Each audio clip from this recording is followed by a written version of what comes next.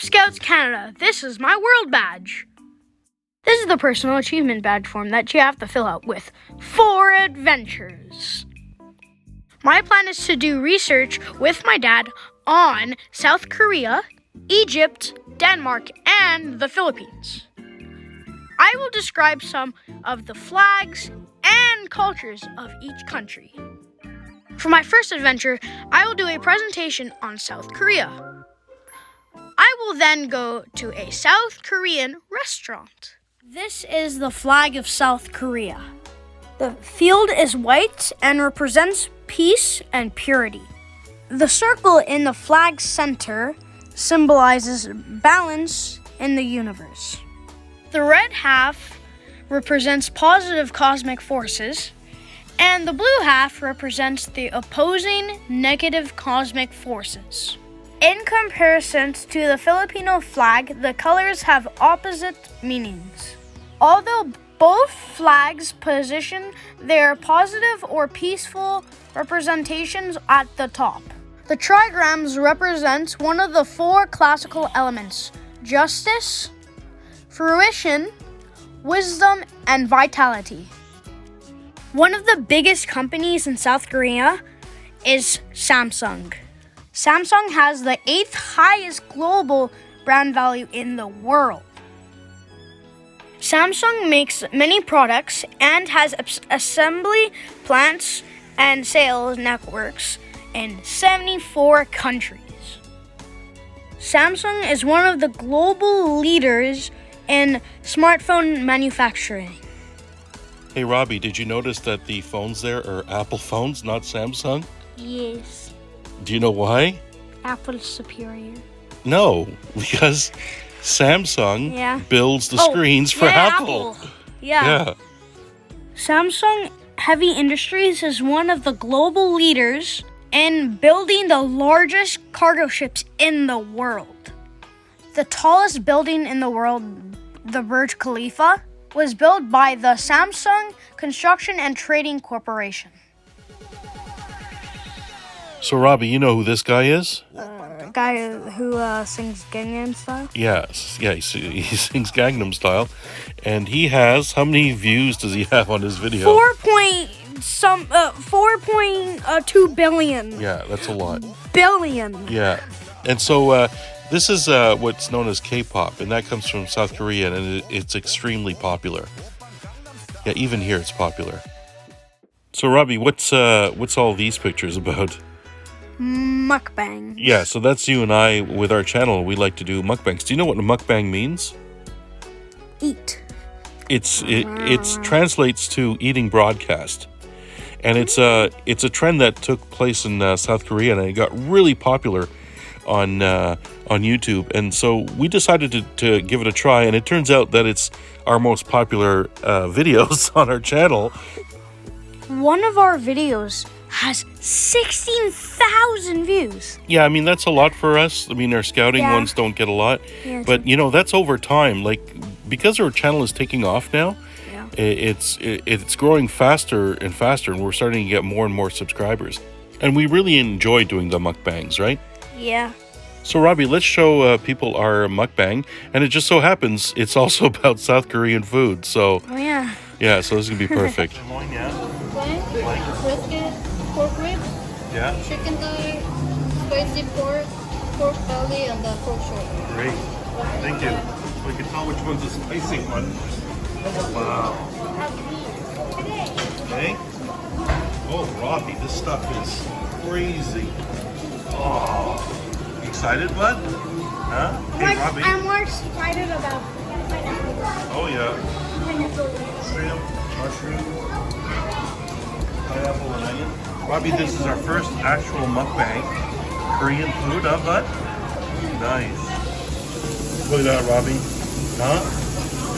Round 1, round 2, round 3. Onions, mushrooms, shrimp, and pork ribs. You like your pineapple, eh, Robbie? Yep. You roast both sides, right? And then we have all chicken on the other side. Pineapple red pepper. Nice. I don't know how much so far. We reordered again. Hey, Robbie? And I burned mine. If you want to see how we incorporated South Korea into our scout program, then just click the link above. For my second adventure, I will do a presentation on Egypt and show how a shadoof works. When we asked the cubs about what they know about Egypt, the first thing that they said was the pyramids. The pyramids are 4,500 years old, and they're located in Giza near Cairo. The second thing that the cubs mentioned was the Sphinx. Archaeologists think that the Sphinx was made for the pharaoh Khafre. The third thing that the cubs mentioned was the desert. The Sahara Desert stretches across all of the northern part of Africa and also Egypt. The fourth thing that the cubs mentioned was the River Nile. The River Nile is 6,693 kilometers. It stretches across all of Egypt. On the left is Egypt. As you can see, the River Nile is stretching across Egypt into the Mediterranean Sea. On the right, the green represents all of the vegetation of Egypt. 99% people live near the Nile where it's green. The rest is all desert. The Nile was so important for them to grow crops, so they even made a god for it. The name of the god was Happy, and she was a female to represent fertility. As you can see in all of these pictures, Happy has a beard. It was normal for females to have a beard back then. For example, Queen Hatshepsut also had a beard. So, Robbie, on the left, you have a thing called a shadoof, and that's a picture of one. And on the right is a representation from hieroglyphics in Egypt. And you'll notice that they're very similar. And do you know what the idea of it was? It's to transfer water somewhere? Correct. So you're taking water from the Nile and then you're putting it on your crops. Oh, okay. So this is a really good example. On the left, the guy's really reaching down, okay, to get some water, and he's bringing water like 6 feet up. Mm-hmm. And on the right, you see he's a bit closer, but he's got a canal, and you see all the irrigation behind him. And it's all green everywhere, for as far as you can see. So this is an actual working shadoof, Ravi.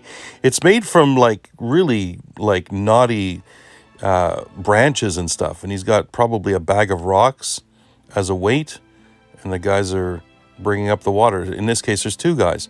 So you see, it's empty, it's light to bring down, and then it gets heavy, so that's when the rock helps you. Look, there's another one behind it. It means they're going even higher. I mean, you could have these one by one right after another and bring water up. They're probably 20 feet from the Nile there, but they figured it out. Isn't that amazing? Yeah, pretty cool. So one of them just brings it out of the Nile, and then the other one brings it up to the crops. It's pretty cool. Well, the other one has another 6 feet to go. And look at the water. Yeah. It's easier to pull something, and then when the water's in there, it pulls it up. Like that. Why is it going down a big mountain? Well, it doesn't go down a big mountain. It goes up maybe a few meters. Because the Nile, there's no mountains near the Nile. It's all just flat land. Okay, Robbie. So this represents the Nile River. Okay, that's the water. And the problem is that the banks are very high all along the Nile River, and you need the water to go over. Now, the Nile River does flood, and it brings a lot of great silt to grow crops with. Yeah. But most of the time it's not flooded. And so they needed a way to bring the water up higher, right? So they have the weight on that side. So go ahead and fill it up. That's it. Now you see, when you're lifting it up, that weight is making that water a lot lighter. Yeah, so lift it up. See, it's balanced now. And so dump that water into the other bin. There you go. That's it. And now what you do is you do that all day and you water the crops, okay? Now up here, I've noticed it'll be lashed up, And we have a tripod because it's harder to, it would be hard to like put these into the ground. And so shadoofs actually only have 2 legs standing up usually, and they planted them into the ground. So this represents the, you know what that represents here? That represents the high banks, and it would be a trough that would go to all the water. So you just keep doing that all day. The idea is that it's easier to pull down something heavy than to pull something up that's heavy. And so that's why you have the weight on the end. All right, bud? If you want to see how we incorporated Egypt into our scouting program, just click the link above. For my third adventure, I will do a presentation on Denmark and the zero-carbon island of Samso. The Danish flag is a white Scandinavian cross on a field of red. It was used by Danish kings since the 14th century. There are many countries with the Nordic or Scandinavian cross. The vertical part of the cross is shifted towards the hoist side. The sideways cross is also known as the cross of Saint Philip the Apostle. This, of course, represents Christianity. Scandinavia is a region. It includes Denmark, Norway, and Sweden. The Scandinavian countries are the most environmentally friendly people in the world. As of today, 70% of new cars in Norway are electric. Today we're talking about Samso, an island in the heart of Denmark. In 1997, Samso planned to become 100% renewable energy. They achieved this goal in 2007. 100% of Samso's electricity comes from 10 offshore wind turbines. They make so much electricity, they could even export it. Many buildings in Samso have solar panels. And they even have solar farms. They use renewable biofuels to heat homes. Biofuels are better than oil because we could grow them. That's what makes them sustainable. If you want to see how we incorporated Denmark into the scouting program, just click the link above. For my fourth adventure, I will do a presentation on the Philippines. This is the flag of the Philippines.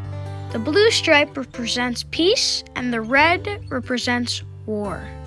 The white triangle has 3 sides that represent liberty, equality, and fraternity. The golden sun has 8 rays, each of which represents a province of the Philippines. The stars at each corner of the triangle each represent the 3 island groups. The flag of the Philippines is the only flag in the world that can be flipped upside down to indicate war because the red stripe indicates war. Flags flown upside down is disrespectful and should only be done in circumstances of distress and extreme danger.